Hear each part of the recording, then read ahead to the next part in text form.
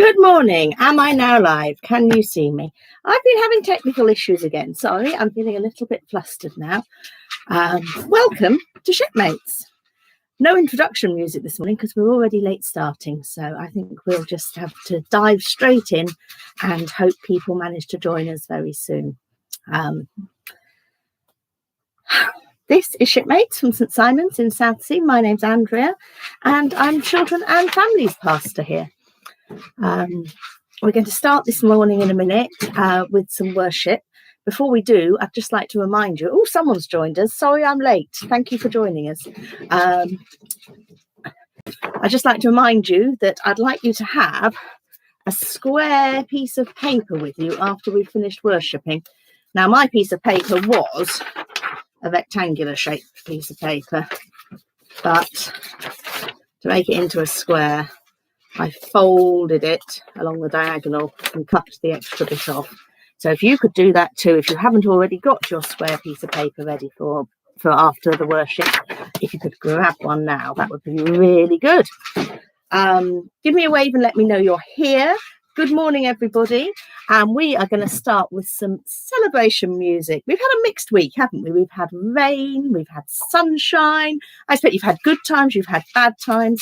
But it's Sunday and it's Shipmates, and we're going to sing and we're going to celebrate, and we're going to start off by singing, if I can find it on the controller, Jesus is Alive, because that is definitely something to celebrate.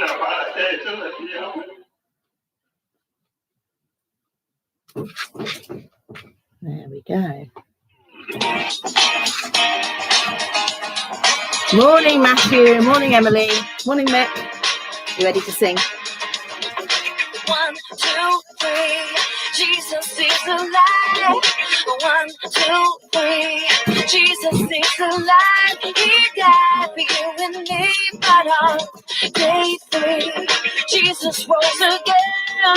Jesus is alive. 1, 2, 3, Jesus is alive. 1, 2, 3, Jesus is alive. He died for you and me, but on day 3, Jesus rose again. Jesus is alive. God loved the world, so He gave His Son. Jesus is our friend. He loves everyone. God loved the world, so He gave His Son. Jesus is our friend. He loves everyone. Let's sing 1, 2, 3. Jesus is alive. 1, 2, 3. Jesus is alive. He died for you and me, but on day 3, Jesus rose again. Jesus is alive. God loved the world, so He gave His Son. Jesus is our friend. He loves everyone. Yeah, 1, 2, 3. Jesus is alive. 1, 2, 3.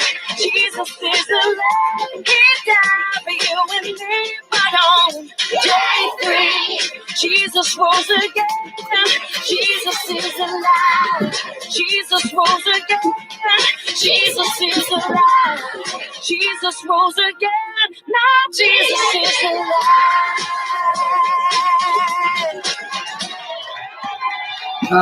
Jesus is alive. Isn't that worth celebrating?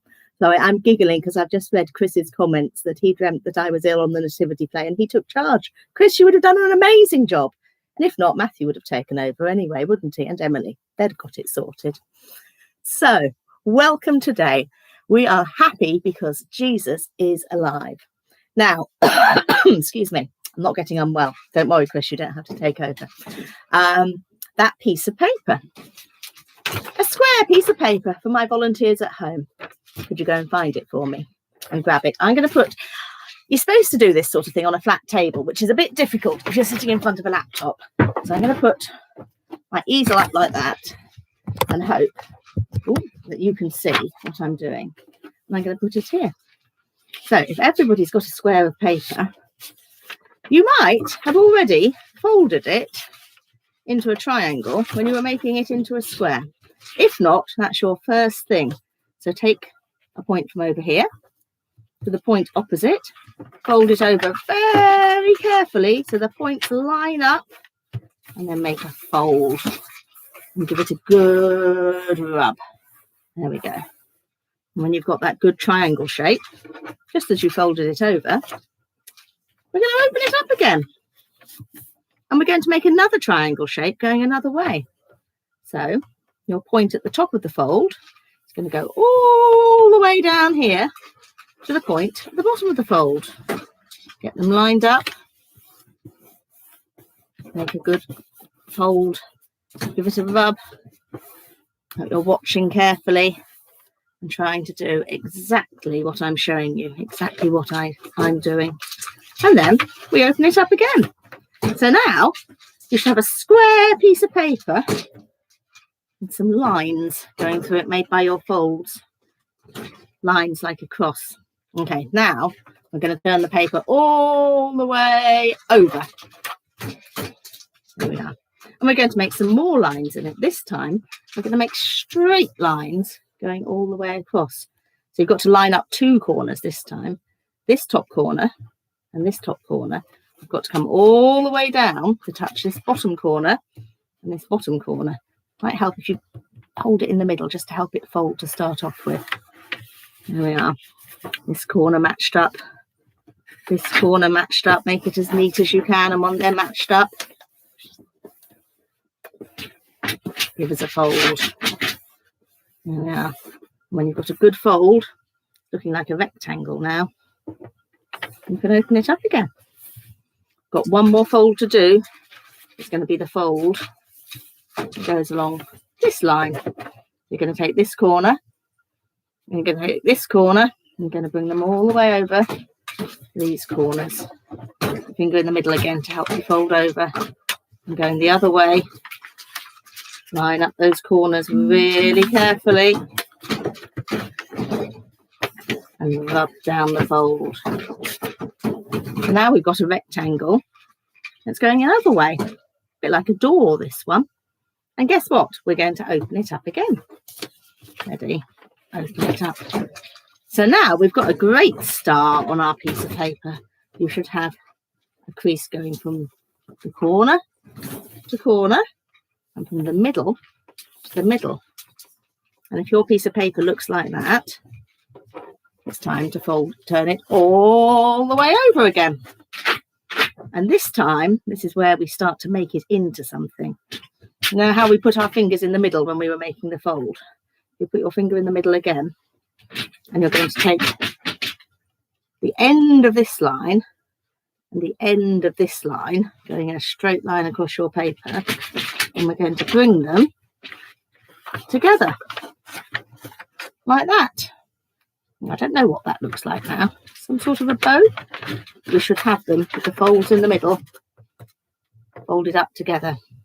And then we're going to push it down, make it into a triangle.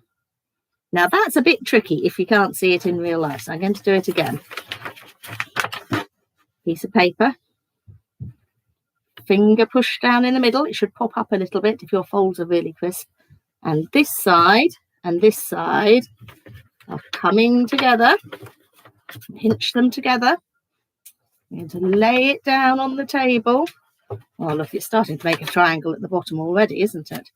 Lay it down on the table and push that one down to make a triangle. Now, don't panic if it doesn't look like this, because the beauty of YouTube is you can have another go later. I can't because I'm live, but you can have another go later. Okay, so here is our triangle. And hold it that way so it's pointing like an arrow, pointing the way. Now we're going to look at some edges and some folds. So this edge here this edge on the top, and you've got your fold in the middle. You're going to take this edge, you're going to bring it down to touch the fold, but then you're going to take it a little bit further. Let me do that on the table. So bring it down to the fold like that, but then a little bit further. You decide how far, and we'll crease it again. And then we'll open it up. Now the bottom edge is going to be easier because now you've got that fold. You're just going to take the bottom edge, this side here, you're going to bring it into the middle fold, a little bit further to your new fold, and press it down again. This one can come back. This one can turn over. Ooh, I just realised I've lost my pen. I don't know if this pen will work. Hang on. And we're going to have a little eye, a little mouth, maybe. Ooh, the pen will work. A little fin. And you should have made a fish. Has anybody else made a fish? If you haven't made a fish now, you can certainly try and make a fish later. It might take a couple of goes. But there's your swimming fish with his tail. Fish, I'm going to put you back up there. Thank you very much. Let's get rid of this easel. How did you get on? Let's put this back up. Then I can't see you, but you can see me, which is nearly as good, isn't it? How did everybody get on? Does your square piece of paper now look like a little fish? Don't worry if it doesn't. As I say, you could have another go, or you could do it your own way later. But I've got some questions for you now. Okay, questions. If you can type the answers into whatever you're watching on, that would be great. I know you can't type in answers if you're watching me on YouTube on the television, but if you're using a laptop or a tablet or a phone, you can put some answers into me. Morning, Ella, Elijah, and Praise. I don't know if you were here to make our fish, but if you weren't, you can watch again later. Okay, so we're going to think about the role we were just doing then. So if I was leading the activity, so if I was the leader, that would make all of you at home who were copying me what's the word? I'm the leader, then you are the, give you a clue. It begins with F. Okay, another question coming up. Maybe if we said I was the teacher, hello Gordon, if I was the teacher, then that would make you the, it's a couple of words for that, teacher. Oh, hello. Excuse me, while a cat hijacks things, I think he thinks they're real fish. You're right, Rowan, you fell off there. You nearly took the laptop with us. So, you're getting ahead, Ella. I don't want that word yet. I want to know the word, but that is a brilliant word. Well done.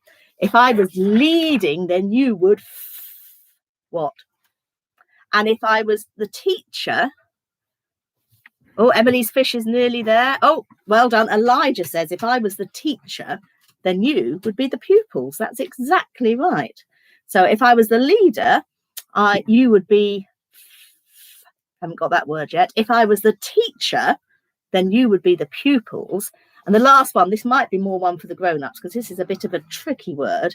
If I was the master craftsperson, if I was the master craftsperson and I was sharing all my skills with you and showing you how to do it so you could learn too, you would be an, begins with an A, this one, and mums and dads. Oh, mums are on the ball already. Sade thinks that you might be a follower. So Ella's already one step ahead of me. If I'm leading, then you're the followers. If I'm teaching, then you're the pupils or the students. If I'm a master craftsperson who knows a lot about something and I'm sharing my knowledge with you, then you might be called an, not quite there, but an apprentice. So Jesus, when he came out of Galilee, came out of the wilderness and came to Galilee, he was looking for people. He was looking for people to be followers, to be apprentices, to be pupils, to be students, to learn from him. And they were called, Ella's already said it. Can you read those in the comments? What were they called? What were the people that followed Jesus called? What were the people he called? What were the people he taught? What were the people he shared his knowledge with called? They were called disciples. Right, I'm going to have a look in the Bible about Jesus's first disciples. Oh, let's open it up. Very small writing in this Bible, and I've not got my glasses on. That was a bit silly, wasn't it? But I'm sure we should be able to do it. And this passage is from Matthew, and it's talking about when Jesus first came out of the wilderness. Do you remember last week we talked about how he was in the wilderness and he was tempted and he was tested, but he won out. He knew about doing God's will. Anyway, he came out of the wilderness after how long? 40 days and 40 nights. And he went down to Galilee. The Isaiah prophesied sermon came to life in Galilee the moment Jesus started preaching. He picked up where John left off. Change your life. God's kingdom is here. Walking along the beach of Galilee, Jesus saw two brothers. Simon. Told you my glasses weren't on. I should know that though, shouldn't I? Simon, later called Peter, and Andrew. They were fishing, throwing their nets into the lake. It was their regular work. And Jesus said to them, "Come with me, and I'll make a new kind of fisherman out of you. I'll show you how to catch men and women instead of perch and bass." They didn't ask any questions, but simply dropped their nets and followed. A short distance down the beach, they came upon another pair of brothers, James and John, Zebedee's sons. These two were sitting in a boat. With their father, Zebedee, mending their fishing nets. Jesus made the same offer to them, and they were just as quick to follow, abandoning their boat and their father. And from then on, he went all over Galilee. He used synagogues for meeting places and taught people the truth of God. So, those very first disciples, they weren't from a school. He didn't go and start a school and start teaching. He went down to the lakeside. We sometimes call it the Sea of Galilee, don't we? But it was a lake. And there, at the lakeside, were the fishermen. And he called to them, "Come with me." And straight away, they followed. And he said, "You don't have to gather in the fish anymore. You don't have to gather in the perch and the bass. I'm going to teach you to gather in men and women to follow me." And I bet you can guess the song that we're going to do now, or at least I bet the grown-ups can. In the older version of the Bible, it says, "I will make you fishers of men." So we're going to sign it, we're going to sing it, and it's a great one for clapping as well. So we can sign fishers of men. We're going to sign people because it wasn't just the men, was it? It was fishers. Fishers, there's your fishing rod, of men, people, if you follow me. And the way, as I say, it's a great one for clapping. So I'm going to sign first and then I'm going to clap the second verse. And when you clap it, you can say, "I will make you fishers of men, fishers of men, fishers of men. I will make you fishers of men if you follow me." So 2 claps and then 3 claps. Let's see if we do that together, shall we? All right. Find the music. That's a good first start. I'm going to sign first and then we're going to clap. And then we might sign again at the end.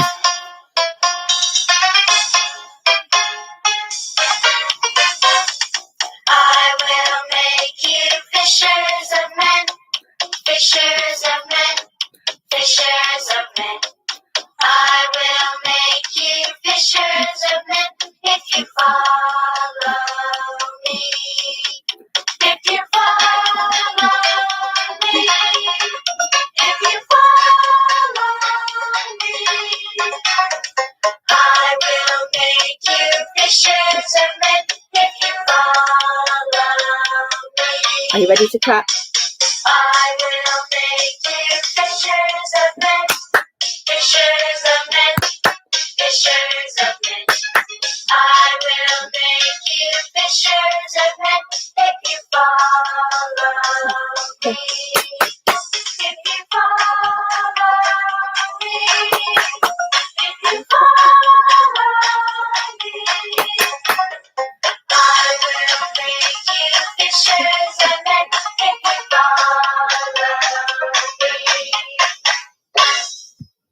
Oh, I do like that one. It's a little bit old-fashioned, but I do like that one. So, Jesus had spoken to the fishermen. They weren't going to be fishermen anymore. Straight away, they dropped everything. They gave up everything and they followed him. Just think about that for a minute. Giving up everything. Giving up their jobs, their lives as they knew it, all to follow Jesus. At Lent, which is coming up soon, we normally give up something, don't we? Or we often give up something. Last year, some of you gave up your favourite cartoons on the television. Some of you gave up crisps. Some of you gave up chocolate. And it was really hard. But these fishermen didn't just give up one favourite thing. They gave up everything to follow Jesus. And all because Jesus called to them. That's amazing, isn't it? So, do you think Jesus loved his disciples more because they gave up everything? The really amazing thing is Jesus loves us all more than we can imagine. And Jesus calls to us all as well, not just the disciples on the beach at the Lake of Galilee. He calls to us as well, all the time, every day. Do you remember the last couple of weeks we've been talking a little bit about when we're praying about chatting and telling God things and catching and listening, but not with our ears, being ready to catch what he's saying back to us. And we talked about when you were catching, you might not hear the words, but you might get a feeling in your heart or a thought in your head, or maybe even in a dream, or somebody else might show you or give you a message. They probably don't knock on your door and say, "Oi, got a message for you from God. Sign here, please." But if you watch out and you're ready to catch, then somebody might just say something to you that's actually the message from God. It's what he wants you to know. And the really amazing thing is, you might be that other person. You might be the person that God is using to tell somebody something, to help them, to make them feel better. So you can catch what God wants you to do, and then they can catch the message that you're giving them. It might just be a smile or a wave or some encouragement. It might be saying, "Don't worry, it's not that bad. Don't worry, Mum, I'm sorry I did that. I'm going to do this now instead, just to help you out. Mum, I do appreciate you. Dad, don't worry about that. It will be all right." Or your friends or your grandmas, you can be that other person that God is using to speak to people. And that is just incredible, isn't it? Yes, Elijah, I think that's incredible. So, God loves us all because we follow him, because we are the church. We follow in Jesus' footsteps. We've been talking a lot about the Old Testament before Christmas, and we haven't said that for a little while. Shall we say it together again? We used to say it every week, didn't we? We are the church. We follow in Jesus' footsteps. And God just loves us all the time. He loves us no matter what we do. If we do something wrong, he forgives us. We just need to say sorry. A little bit later, in fact, not that much later at all, because I'm looking at the clock because we started a little bit late. But at 10:30, when the main service starts, we'll have a prayer called the confession. And somebody will encourage us to say, we're sorry to God. They'll be encouraged to think about the things that we have done this week that perhaps we shouldn't have done, or maybe the things that we should have done and we didn't do. And we'll say sorry. God will forgive us because he loves us that much. So, sorry, I'm scooting down my notes ahead of myself here. Shall we talk to God now? Shall we tell God what we think about the story in the Bible, about Jesus calling the disciples and then following him? You can talk in your head if you want to. You can whisper your words into your You could close your eyes to help you concentrate. You could put your hands together to focus on. But closed eyes and hands together aren't a magical thing. You can do it without that if you would like to. It just might help you to concentrate a little bit. So, tell God what you think of that story. Tell God that you would like to follow him too. Tell God if you're listening for that call.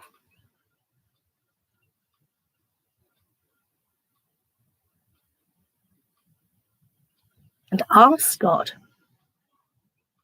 if there's something he would like you to do today or this week to help somebody to catch his word. Ask him who he'd like you to help. Ask him what he'd like you to do. And you get ready to catch that feeling in your heart, or a thought in your head, or later when you're in bed, or what somebody else shows you. You could be the other person. Ask God how you can be the other person to give somebody something to catch.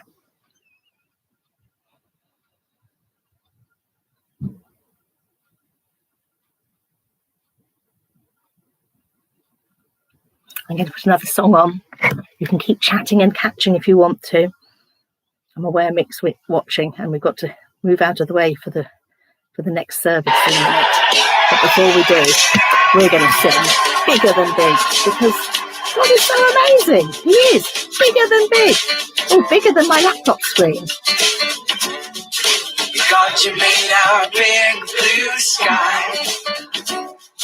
You made the oceans deep and wide. God, you made the trees so tall. And your love is bigger than it all. God, you're bigger than big. You're stronger than strong. You are mightier than mighty. And louder than this song. And your love for me stretches farther than far. I can't imagine just how big you are. Just how big you are. How big can you make yourself?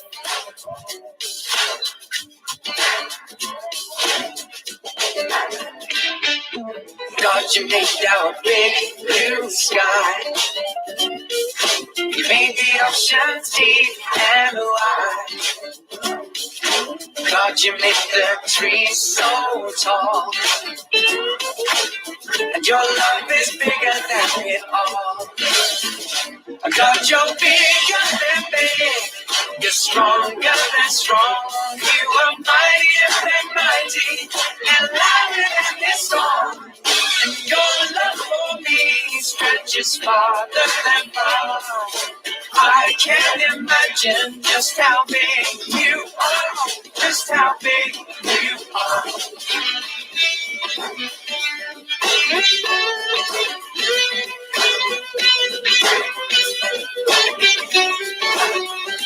God, you're bigger than big. You're stronger than strong. You are mightier than mighty. And louder than this song.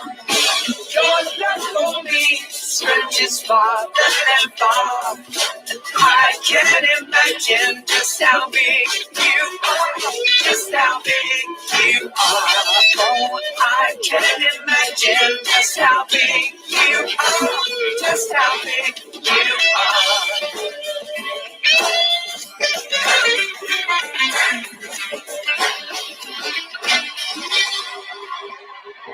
Oh, well done, everybody. God is so big and so amazing. While you're out and about this week, have a look around you. Look at all those things that he's made. Remember to say thank you to God for it. And remember to keep getting ready to catch. What is it that God wants you to do this week? How can you help somebody else? Maybe the first thing you could do is write a positive message for somebody on your fish and send it off to them. Or maybe you could make lots more fish of different sizes. We could have a whole mobile of fish to remind us about us all being Jesus' disciples. It's not just those first disciples that were fishers of men.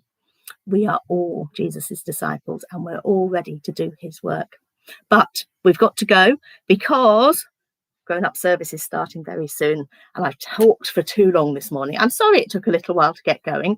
If you didn't get a chance to make a fish at the beginning of the video, you could be able to catch up on it later and make a fish. But for now, take care, everybody. Look after each other.